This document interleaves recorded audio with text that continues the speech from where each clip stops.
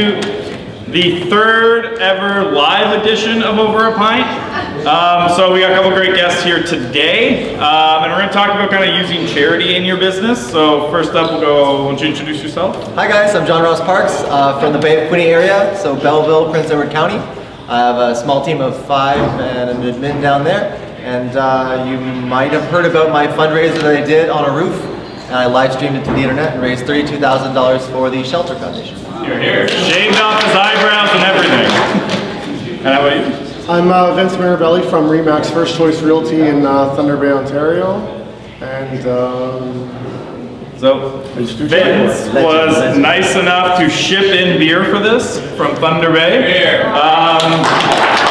So I'll actually leave it up to Vince to introduce the beer we're drinking. okay, so today we're going to be having some Sleeping Giant beer, which is locally made in Thunder Bay, sold across the province in your LCBOs, online as well. That's how I shipped it to his house. So today we have a couple different different kinds that we're going to try. I'm going to have Northern Lager, which is a nice little clean, clear ale, golden ale. What are you going to have? The red one. You're going to have the red one? Oh, that one. Mr. I hear it's good. It's happy. Mr. Canoehead? Yeah, happy red ale. Yeah. And I'm going to go with the 360 ale. It's English Pale Ale. So yeah, let's get this started. Everyone have a beer? We're good? Nick, over at the bar. Cheers. Cheers, everyone. Thanks for coming to the conference. I really appreciate it. I'm a bad beer. Do you guys enjoy it so far? Yeah. Good? Oh, that is not pretty. Not professionals, that's for sure. Ooh, tastes good. I think after 3 months of doing this show, I would have poured a better beer. We're not professional pourers. That was bad. Like, that's about literally as bad as it gets. All right, so we're going to distract with that. We're jumping right in. So I'll start with you, because I know you do quite a bit. So have you done it since the start, kind of getting charity work involved? I started with charities before I was actually a realtor. So I've been a realtor now for 11 years. But prior to that, I was already doing charity work. I wasn't, I didn't start doing it because I wanted it to boost my business or anything like that. I was actually doing it because I actually love it. At the end of the day, it brings me a lot of fulfillment in my life. So I've been with the local hospital for about 15 years doing volunteer work there. And do you do a lot, do you do client event fundraisers? Like, what kind of charity work are you doing? I started 11 years ago. I started an event for cardiac. My father had a heart attack, and so I wanted to give back to the local hospital. So I created an event called the Save a Heart Ball. We've now done 11, 12 years. We've raised about $600,000 locally.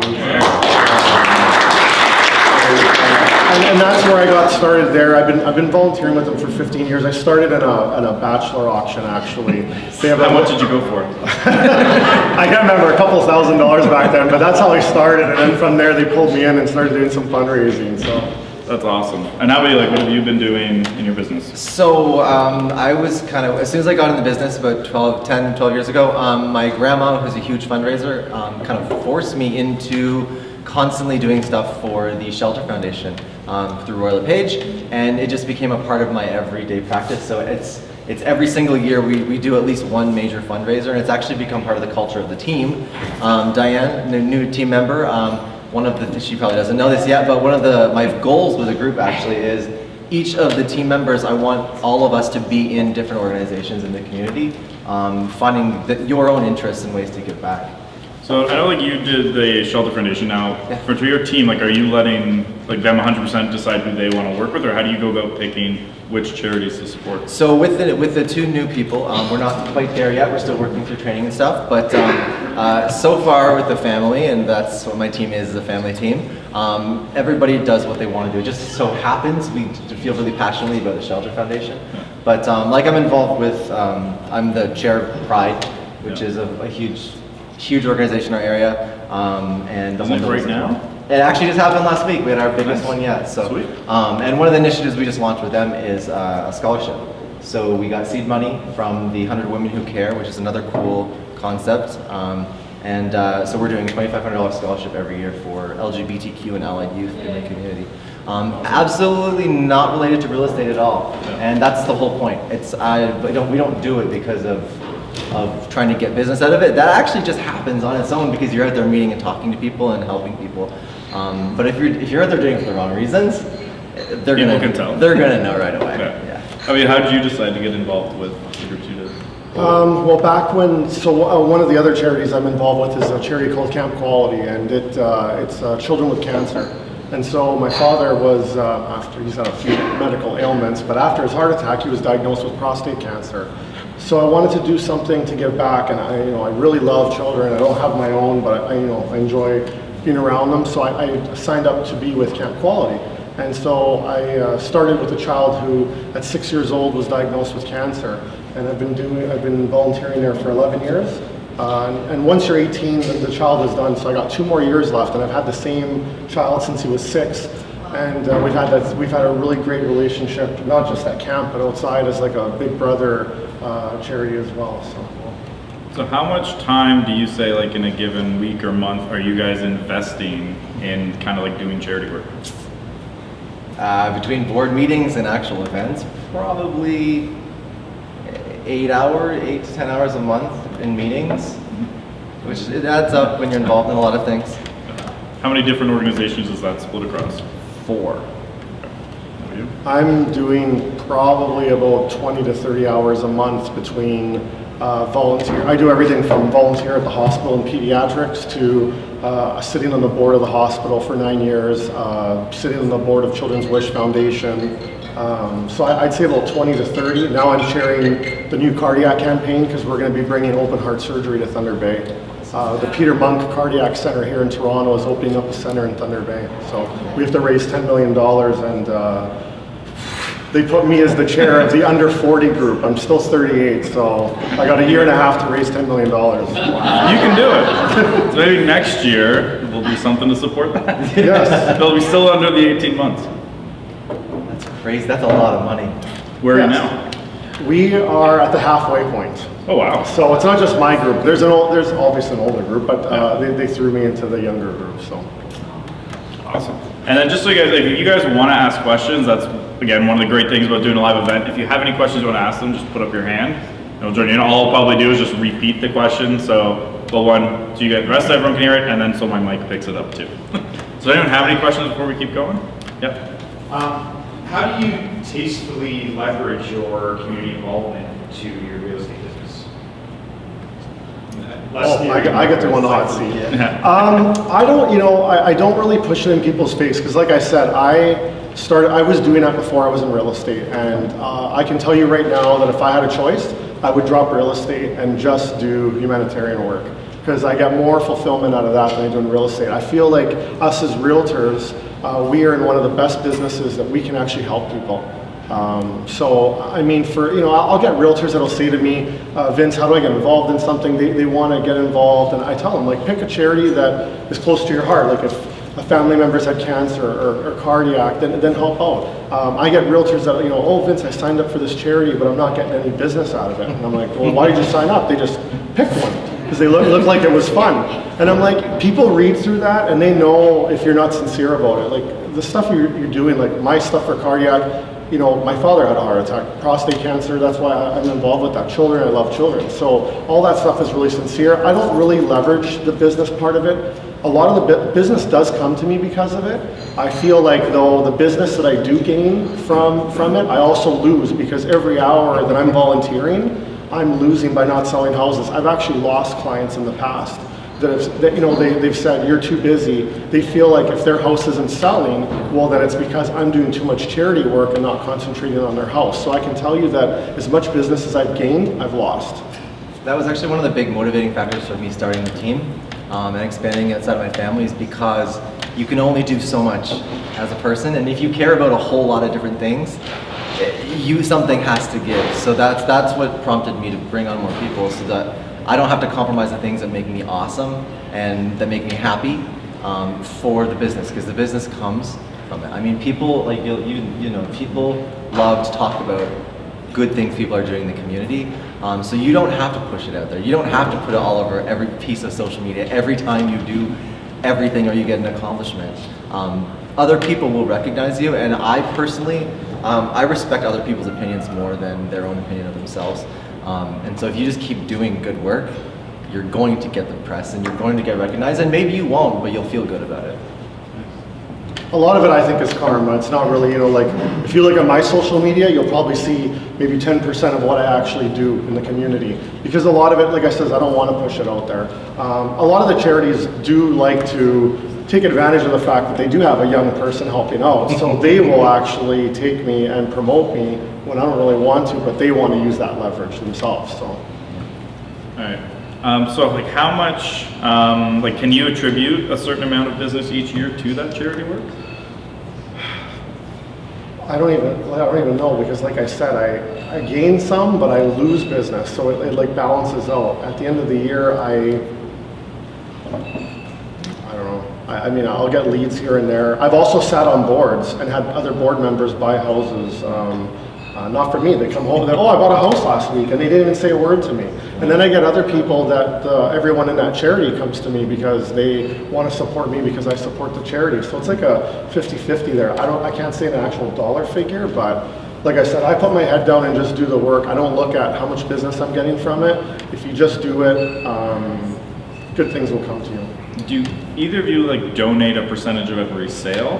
Yes. And how much? So roughly, you know, to give you a so it's $100 for every deal goes to the Royal LePage Shelter Foundation, and that's like referrals and everything, and it works out fairly well. We've been slowly trying to push it in our office to try to get more people to sign on to the commission donor program, because you don't even notice $100 coming off of a check, and at the end of the year when it's like $5,000 or it's like, it adds up very, very, very fast. I do Children's Miracle Network. For Sick Kids Hospital, I donate a percentage of each check or each transaction.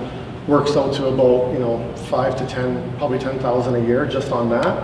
But it's not just my main charity. I also do other stuff. So I mean, I know of a Remax realtor that does 30,000 a year to sick kids, but that's his only charity, right? So I like to spread mine out. The local hospital, I've probably given 100,000 of my own money. The university, I've given about 50,000 of my own money. And again, I don't gauge what comes in or what goes out. I just do it because I want to do it. Yeah. So I want to talk about, because like you literally locked yourself on a roof. Yes. And said you weren't coming down until you, how much was the money you had? 20,000. And you ended up raising 32? $32,000. So, because I remember it was like you could buy season if you want. So basically he locked himself on a roof, and to come down, he raised money. But to do that, he did like, for me to eat, you have to donate this much. For me to be able to use a bathroom, you donate this much. And I'll shave my head for this much. You have a tattoo on my arm. On his arm. Live streamed on the internet. Yeah. How did you kind of come up with that idea? So I signed up for the Iceland Trek, which was a Royal LePage fundraiser. We do every 2 years, but different places. And I needed to raise money, and I wanted to win. So did you? I did. So I was just literally in the shower one day, freaking out, figuring out how I was going to come up with a whole bunch of money. And I just watched a bunch of reality TV, and I knew how much I loved it. And I thought, well, I like being on camera. I should just do that on a roof. Just a natural inclination. Just like bam, it happened. And I meshed together Big Brother and Fear Factor. So I watched a whole bunch of Fear Factor episodes and figured out all the bad things they made people do, because that's what excites people. It's not the warm and fuzzy things. It's I'm gonna put you through the worst things. I'm gonna laugh at you on the internet. So I tried to balance out the menu of what things were. It turned out it shifted more towards the positive than all the crazy stuff. I mean, yes, I did shave my eyebrows. Yes, I did dye my hair. Yes, I did get a tattoo on the internet. But like we did like an art project together that was led by all the people at home. We wrote poetry. We did positive Christmas carols and happy prank calls to people. It was really crazy, but it was on 24 hours a day. The camera was on me nonstop for 6 days straight. That was fantastic. Thank you. Thank you. Fantastic. He deserves a round of applause for that. So what's the worst thing that someone made you do? The worst thing someone made me do is eat wet dog food. Was it That's no, it made me puke. It's the only thing that made me throw up. The cow tongue didn't do it. None of that other stuff did, but the wet dog food was a lot. That's fair. Yeah. Do you guys? Oh, sorry, we have a question. Yeah. What's a happy break? Yeah, what is that? Pardon? A happy prank call. Oh, just call and give someone a compliment. Yeah. It was like $25, and I did it live on the internet, and it was fun. Yeah, it was really sweet actually. It made people really happy. Yeah. So what example? Like call and tell someone they're beautiful, or just wish them a happy birthday, or that kind of stuff. Yeah. How much do you guys host your own events? To start with. Do you? I occasionally come up with ideas here and there. You know, a comedy show I did 2 years ago. Actually, I got asked to. I was roasted for Easter seals in Thunder Bay. We raised $60,000 in one night. That's And awesome. I picked 4 of my friends, and they gave it to me pretty good in front of about 350 people. But that was their idea. Another event that I did, we did helicopter rides for the kids from Camp Quality, and so I called up 12 of my friends, and we sold off a plate at a very fancy restaurant for $1,000 a plate. We had a little dinner, and then we had these helicopter rides for the Camp Quality kids. And then the money went to a community kitchen project that we were, I was helping a friend of mine. He was building a center so that single moms could come and learn how to cook meals for their kids and nutritional and all that stuff. So that was like, 1 hour, 12 phone calls, hey, give me $1,000. And everyone loved it. So little things like that. They add up. They add up. Like sometimes I run out of ideas. The Save a Heart Ball was just a little idea, like a one-time gala, and now it's been going for 12 years. So what is the Save a Heart Ball? So the Save a Heart Ball, when I started it, was just like, it was a gala. The hospital at the time had this bachelor auction and all these other events, but they didn't have like a gala. So I came up with this concept. Actually, I was doing my real estate license, and I was in London, Ontario, and I was doing phase 2, and I skipped, I think, the max, which is the 30% at the time. And I was at home with a Thunder Bay telephone book, calling people for donations, sell tickets. So I was doing my phase 2 while organizing this event. I literally flew back, wrote my exam, and flew back for the Save a Heart Ball that night. We sold it all. It was unbelievable. I'll never forget it, because I had that Thunder Bay telephone book, and I was calling from London, and no one was answering the phone, because they're like, so I was a telemarketer, but we sold out the event. We did a great job, and like I said, a one-time event, and now it's been going for like 10, 11, 12 years, and we've raised $600,000. So. Wow, that's amazing. How much time do you Yes. spend? So we for a while we were doing like 2 or 3 events a year. And it was mostly through our office, so we did walk a mile in our shoes every single year for 12 years. We did like 40 grand, $32,000 like consistently. So that was like on our office side, but it was mostly the team and I organizing. And then it was time to start shifting things that we cared about more. And the problem is, once you start making like $30, $40, $50,000 at an event, it's really hard to go down to the smaller events. You always want to keep scaling up. So it's narrowed the focus to 1 a year. And the next one, shameless plug, is a realtor conference on a cruise ship in January called Resale Con. It is a rebar style, similar to, or like conference like this for realtors, and 100% of the proceeds are going to the Royal LePage Shelter Foundation. And you guys can probably write it off, talk to your accountants for that information. I will be there too. Yeah, My wife is thrilled. Heidi's saying like she might come. We'll see if you hit your goals or your performance review is like. But it's getting creative, I think, is the point. And one of the philosophies that I've always stuck to, and thanks to Nana, is if I'm not going to pay to go to a ticket to this thing, I'm not going to put it on. Because the people that are around you are the people that are like you, and if you're not going to pay for it, why the hell would they? Right? So if someone wanted to get started like with their own event, how would you recommend that they kind of get started, and what do they need to do to make this happen? You sure? Go. First, obviously, going back to picking the charity that you'd be most passionate about. The more passionate you are about the charity, the more you're going to want to do a good job for them. So all these charities love third-party events. When you come to them and you organize the event, and you're not really taking up resources for them. So, it's coming up with an idea. Sometimes it's, something, I don't know, the other night I was at a wine event for a charity that raises money to do a wish for seniors instead of for children. So me and my friends, 13 of us went out, and it was $50 a ticket, and they raised $7,500. And with that money, they're gonna grant a wish for a senior in Thunder Bay. So it was just a small concept, a wine event. I have friends that have restaurants. Now they've approached me to do like a menu item for sick kids or for the local hospital. It could be something as small as that. I always look at how much time is it going to be. If you want to raise 10,000, you have to look at how much time you're going to take raising that. If you want to raise 50,000, I did an event where I actually broke even, so that was the worst. In the end, I felt bad. I cut a check from my own account because I didn't want to go back to the charity and say I made zero. But you know, late planning, everyone that said they were going to help out didn't help out, and so I've gone from raising 60,000 to breaking even on an event. But you know, it's just coming up with a simple little concept. So how much, like, just my own interest, like, so we do this event here. Both years I will, out of pocket, spend several $1,000s to make sure that it happens. Because like maybe a sponsor, like how do you go about the process of, you know, you're not breaking even. So how do you go about like, okay, I want to make sure that they're, like, is it always just out of your own pocket? Like what are you doing to make sure that there's stuff on top after the event that you can donate?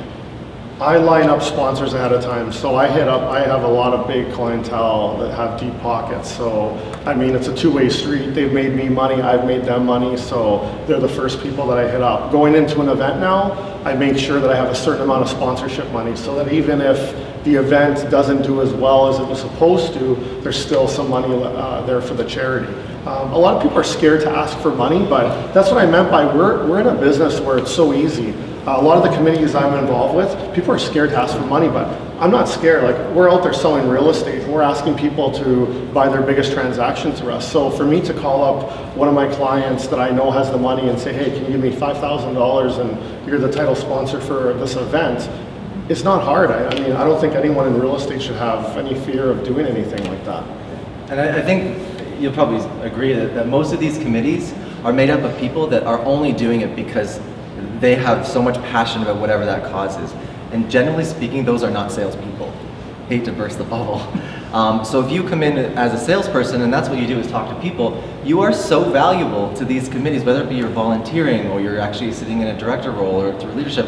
You're bringing a unique set of skills to these groups that they desperately need. And you'll find that if you volunteer your time, they will, as you mentioned, very quickly embrace you, no matter who you are, because they need the money. They all need the money. What time is that? I just want to know how much time we have left. It's 4. 4? Well, so it's supposed to end 10 minutes ago. But if you guys want to keep going, if you have questions, let's answer them. So does anyone have any questions for either of them? Yeah. How long were you stuck on top of the roof? I was on the roof for almost 6 days and 3 hours. Did you sleep? I slept in a tent, so I went up there with nothing. You're sleeping and everything. Yeah. I would wake up in the middle of the night, like there was a storm or something, and there would be like 10, 15 people in the chat room watching me sleep. Let that sink in for a second. Talking to each other. Oh yeah, it was really cool. He's snoring, I know. I wonder what he's dreaming about. Yeah. Look at that eye twitch. Yeah, no, it was risky, and I don't recommend people do it. I really believe that if it's really good, and you did a really, sorry my language, kick-ass job, you probably shouldn't do it again. You should do it again? No. Leave it alone. I've been asked by 2 different organizations to do similar, but I can't, because I'll just do something else, right? I can do something else probably a lot better than try to replicate what it was. Because that'll be contrived and people will know that. And I think the reason why that particular fundraiser worked was because it was authentic. I mean, after 4 hours in front of a camera, it's really hard to BS your way. And then 6 days in, like you're crying, you're laughing, I had everything with these people. It was like community that we built in that short period of time. It was really cool. Any other questions? We're good? All right.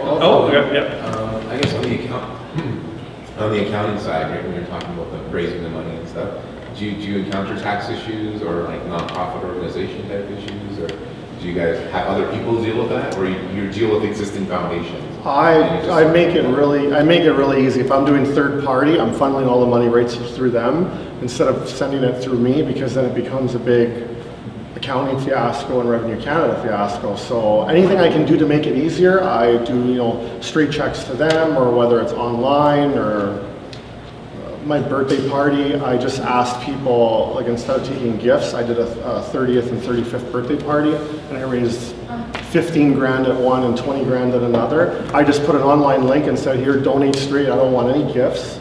And that just eliminated, you know, me having to take checks over to them in cash and all that stuff. One thing I did, I try to do is have all the sponsors, as you mentioned, cover all of the costs. So you can, I've had sponsors write direct checks for the actual cost to the people, and then all of the donated money or ticket money goes directly to whatever the organization is.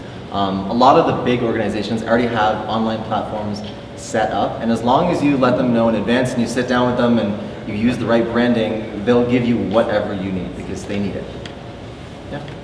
Any other questions? All right, awesome. So appreciate everyone coming today. How many people are coming tomorrow? They're here?